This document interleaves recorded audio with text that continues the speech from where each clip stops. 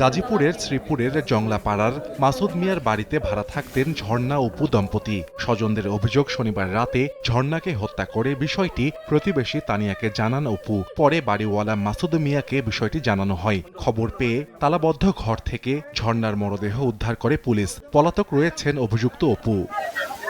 রোববার সকালে রাজবাড়ী সদর উপজেলার উড়াকান্দা গ্রামে পদ্মা নদী থেকে উদ্ধার করা হয় রিকশা চালক লিটন খানের মরদেহ।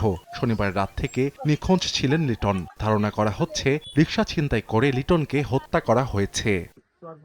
এদিকে রোববার সকালে মাগুরার মোহাম্মদপুরে আকুব্বর মোল্লার বাড়িতে অভিযান চালায় মাদকদ্রব্য নিয়ন্ত্রণ অধিদপ্তর। গাঁজাসহ আটক করা হয় আকুব্বরকে। জিজ্ঞাসাবাদের এক পর্যায়ে অসুস্থ হয়ে পড়লে আকুব্বরকে নেওয়া হয় সদর হাসপাতালে। সেখানে চিকিৎসক তাকে মৃত ঘোষণা করেন।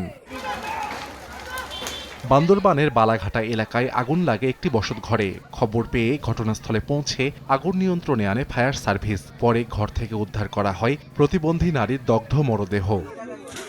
এছাড়া সুনামগঞ্জের মধ্যনগর উপজেলার গুরমার হাওরের ৮ নম্বর উপপ্রকল্পের কাজ করছিলেন আরমান মিয়া সহ কয়েকজন কৃষক। এক পর্যায়ে বাঁধের পাড় ধসে পড়লে চাপা পড়েন আরমান।